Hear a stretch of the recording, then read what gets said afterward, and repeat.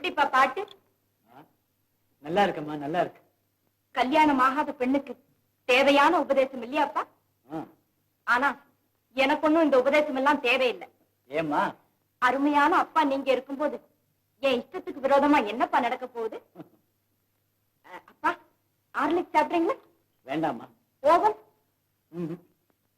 சாத்துக்குடி பிழிஞ்சு தட்டுமாப்பா? எனக்கு வேண்டாமா. ஏன்பா அந்த கோட்டு தச்சு எவ்வளவு நாள் ஆச்சு? ஏன் அதை போட்டுக்க மாட்டேங்கிறீங்க? குளிர் அடிச்சாதானே போட்டுக்கணும். இப்ப எதுக்கம்மா? இல்லப்பா, நீங்க இப்பதான் அதை போட்டுக்கணும். ஏந்திரிங்கப்பா. இந்தாங்க போடுங்க. இந்த கை.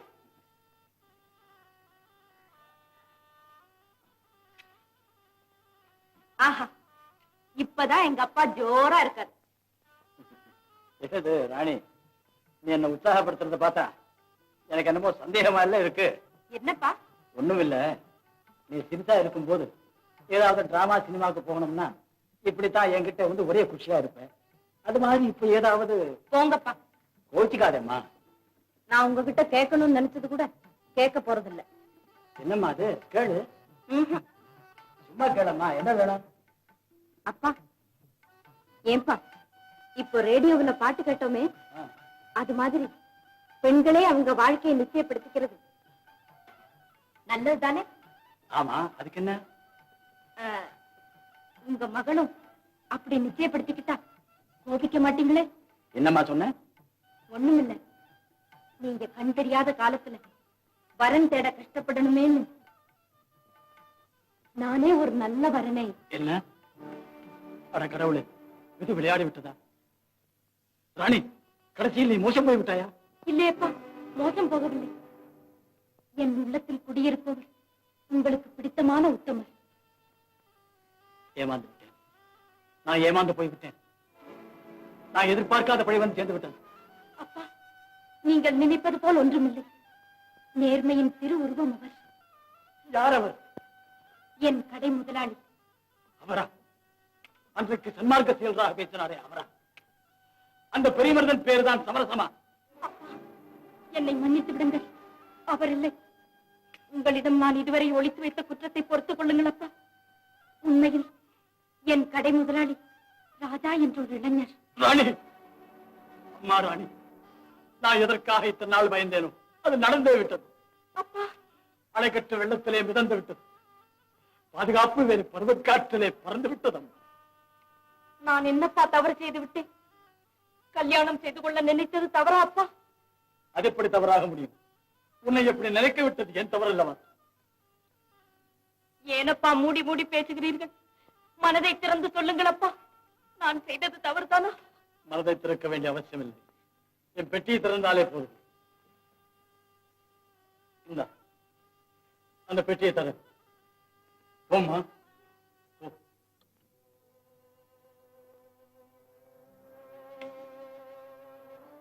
திறந்தையாமா? அந்த பெட்டிக்குள்ளேயே ஒரு சின்ன பெட்டி இருக்கும், அதை எடு.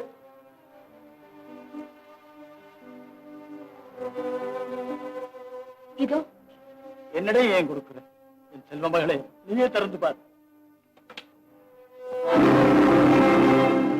என்னப்பா இது? யார் இந்த குழந்தைகள்?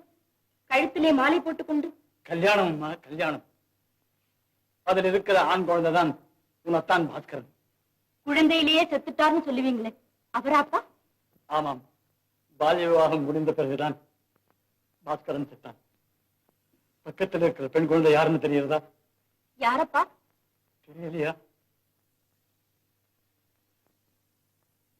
நீதாம்மா. அப்பா,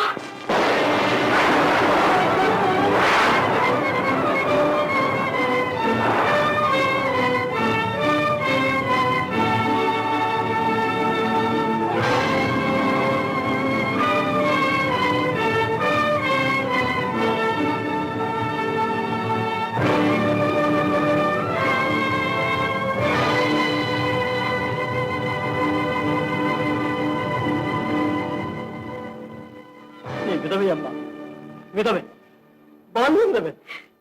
விதவையா?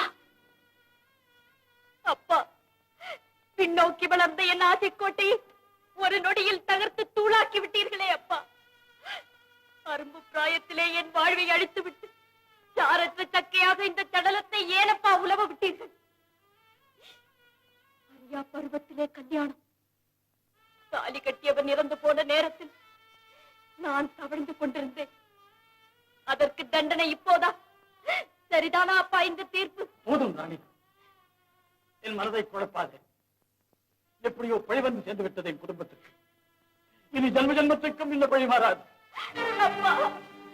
இந்த அப்பன் உனக்கு வேண்டுமானால் உன் மனதில் உள்ள கல்யாண ஆசையை விட்டுவிடு. விட்டுவிட்டு கன்னிப்பெண்ணாகவே வாழ. அப்படியானா என் காதல் கனவுதானா?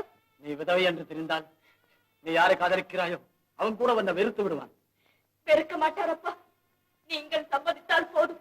என் செவன் கூட சம்மதிக்காது. அப்பா, நீ விதவையா? இல்லை, இல்லவே இல்லை. ராணி விதவை இல்லை. அந்த வைர நிலவுக்கு களங்கம் கற்பித்து என் வாழ்க்கையிலே மண்ணை துவாதே பாபு. ராணி முகராத முல்லை, கரம்படாத ரோஜா, அவளுக்கு நீயே ராஜா என்றெல்லாம் வர்ணஜால வார்த்தைகளை கொட்டி பொன்னான உன்னுடைய எதிர்காலத்தை நச்சுப்புகையாக மாற்றிவிட வேண்டும் என்ற நாச எண்ணம் எனக்கு கிடையாது நண்பனே. தேவர் மூவரும் அறிய சொல்கிறேன், தீயின் நாக்குகளை தேன்மலரின் செவ்விதழ்கள் என்று நம்பி ஏமாறாதே. என்னடா ஏதோ நாடகத்திலே பேசிய வசனங்களை திருப்பி ஒப்புவிக்கிறானே என்றும் கருதாதே. தோழமையின் உணர்ச்சியிலே ஊற்றெடுத்து வெளிக்கிளம்பும் உண்மைகளப்பா இவைகள். போதும் பாபு, போதும். தண்டலிலே தெரிந்து கொண்டிருக்கும் எங்கள் சித்திப்பான நினைவுகளை அழித்து விடாதே பாபு. எனக்கு என்ன எப்படியோ போ. அவள் ஒரு கைம்பெண், கசங்கிய மலர் என்கிறேன் நான். கருவண்டின் காதலை என்னுடைய குரல் விடாவிட்டால் அதற்கு நான் என்னப்பா செய்ய முடியும்? பாபு, ராணி விதவையாகத்தான் இருக்கட்டுமே, அதனால் என்ன? பொன்மணியும் பூப்பொத்தும் போய்விடலாம்.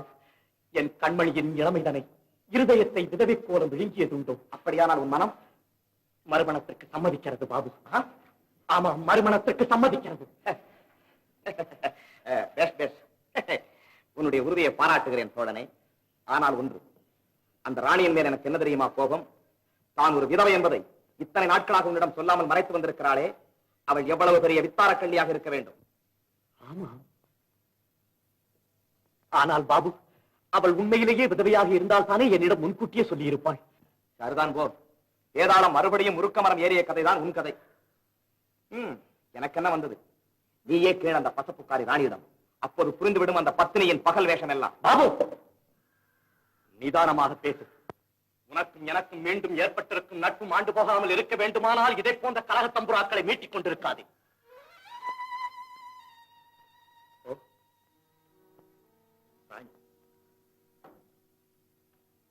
ஏன் ராணி வாட்டமா இருக்கிறாய்?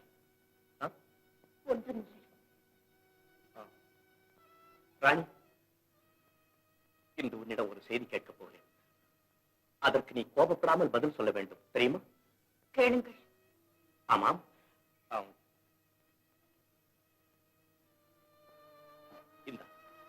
இந்த மலரை உன் தலையிலே சூட்டிக்கொள்.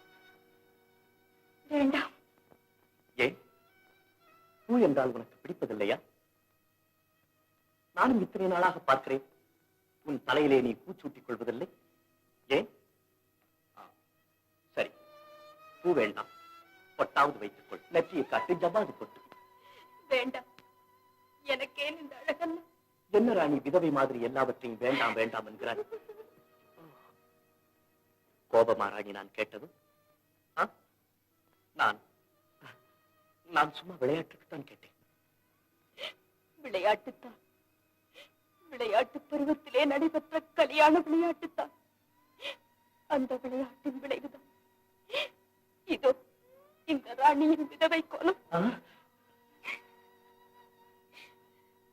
இனியும் மூடி வைத்து பயனல்ல. மூளையாகிவிட்டது என் வாழ்க்கை. முள்வேலி போட்டு மூளைக்கு அனுப்பிவிட்டது இவ்வுலகம் என்று. வட்ட நிலா, கட்டி கரும்பு என்பீர்களே, உங்கள் ராணி ஒரு பட்டமரம். பட்டமரம். பட்டமரம் குளிர்க்காது, கெட்ட பால் சுவைக்காது. ராஜா, இப்போதாவது பாபுவின் பேச்சிலே ஒளிந்து கிடக்கும் பச்சை உண்மை புலப்படுகிறதா? விதவை என் ராணி விதவை. ராணி, இதை ஏன் இத்தனை நாட்களாக என்னிடம் சொல்லவில்லை? இது ஒரு கேள்வியா? ஏமாறுகிறவர்கள் இருக்கிற வரைக்கும் ஏமாற்றுகிறவர்களுக்கு லாபம் தானே. இப்போது நீ கண்டுபிடித்து விட்டாள். அவளும் தண்ணீர் பானத்தை பிரயோகிக்க தொடங்கிவிட்டாள். நீலி கண்ணீருக்கு இழகிவிடும் நெஞ்சம் எனக்கு கிடையாது பாபு. அப்படியெல்லாம் சொல்லாதீர்கள். மோவா அருந்து தாவா திருமா என்றெல்லாம் அழைக்கப்பட்ட பருவத்திலே என் கழுத்திலே மாங்கல்ய கயிறு பிணைக்கப்பட்டதோ. நான் மாங்கல்யம் இழந்த மங்கை என்று எனக்கே இன்றுதான் தெரியும். அப்படியானால் இத்தனை நாட்களாக ஏன் என் கூந்தலிலே மலரில்லை, நெற்றியிலே பொட்டில்லை? இவ்வளவு பெரிய உண்மையை மறைத்து என் இருதயத்தை திருடிக் கொண்ட நீ வேறு என்னதான் செய்ய மாட்டாய்? கொலை கூட செய்வாய். ஐயோ, என் பேச்சை நம்புங்கள். நான் சொல்வதை கேளுங்கள். கேட்டது போதும், விடு என்னை. தாலி இழந்தவள் என்பதற்காகவா எனக்கு இந்த தண்டனை? விழுந்து போன சமுதாயத்திற்கு விழிப்பூட்டி, திசையொடிந்த தேகத்தில் வன்மையூட்டி, நாட்டை மறுபலர்த்தி சோலையாக்கும் பணிபுரியும் படையிலோர் வீரரா நீங்கள்? விதவை என்றதும் என் விழி நீரை கூட ஏளனம் புரியும் அளவுக்கு அவ்வளவு கல்லாகவா உங்கள் நெஞ்சம் மாறிவிட்டது? என்னை பாருங்கள். இந்த பருவக்கொடி வாழும் விதவை கட்டுப்பாடனும் சூறாவளியிலே சிக்கி சீரழியத்தான் வேண்டுமா? சொல்லுங்கள், பதில் சொல்லுங்கள். நீ தாலி இழந்தவள் என்பதை பற்றி கூட நான் கவலைப்படவில்லை. ஆனால் இத்தனை நாள் இந்த விஷயத்தை என்னிடம் மறைத்து என்னை ஏமாற்றி இருக்கிறாய் பார். அதை யாராலும் மன்னிக்க முடியாது. நான் மறைக்கவில்லை, மறைக்கவே இல்லை. என்னிடம் தான் மறைத்து விட்டார்கள் மகா பாவி. இதை கேளுங்கள், இதை கேளுங்கள்.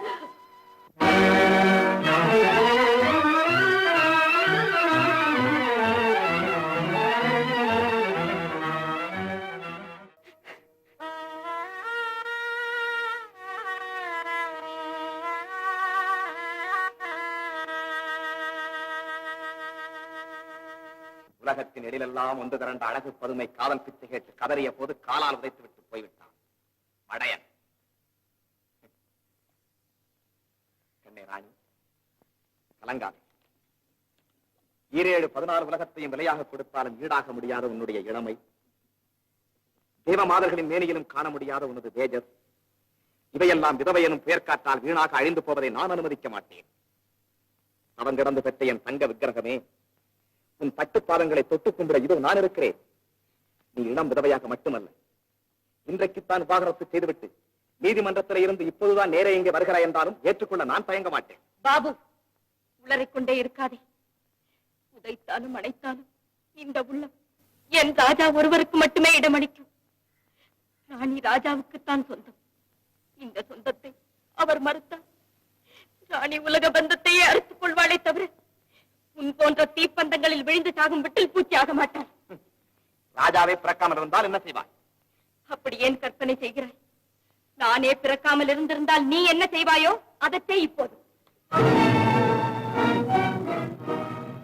ராணி ராஜாவுக்குத்தான் சொந்தம். ராணி ராஜாவுக்குத்தான் சொந்தம். நான் அடிக்கும் துருப்புச் சீட்டிலே அந்த ராஜாவை வெட்டுப்பட்டு விட்டால் ராணி,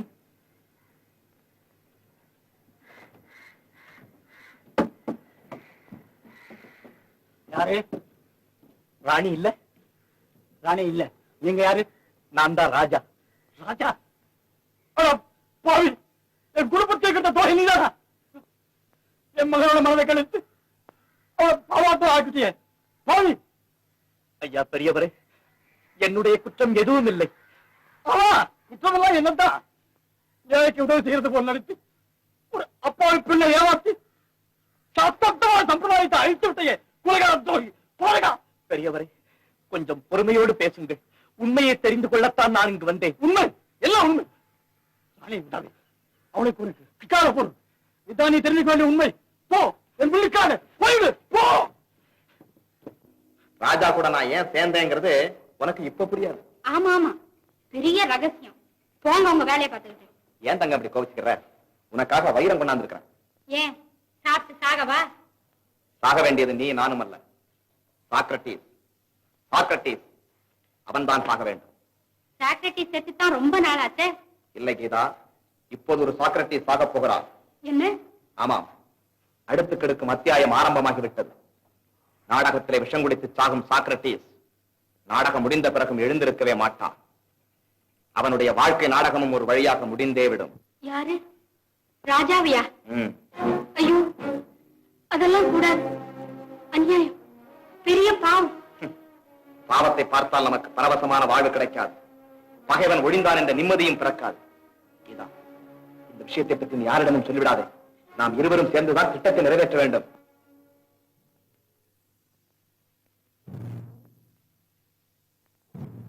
சார் சார், டைம் ஆயிடுச்சு. ஃபர்ஸ்ட் பில் கொடுக்க சொல்லாமா?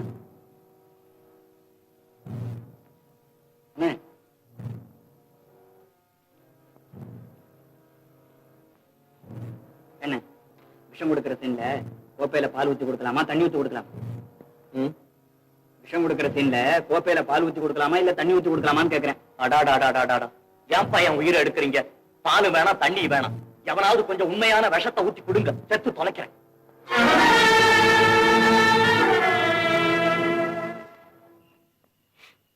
விதவை என்ற சொல்லை விட விஷம் என்ற சொல் சுவையாக இருக்கிறது. இந்த வையகத்தில் வாழ முடியாத நிலை பெற்ற பெண்ணருக்கு இது போன்ற முடிவை தேர்ந்தெடுத்தது தாங்கள் குற்றமென கருத மாட்டீர்கள் என்று நம்புகிறேன். இப்படிக்கு அன்புள்ள ராணி. என்னம்மா இது, நாடகத்துக்கு வராம? பாப்பா கரண், நல்ல சமயத்தில் வந்த இந்த இந்த கடிதங்களை கொண்டு போய் ராஜாவிடமும் சமரசத்திடமும் கொடுத்து விடு. நீங்க நாடகத்துக்கு வரலையா? வாங்கம்மா, அருமையா இருக்கு நாடகம்.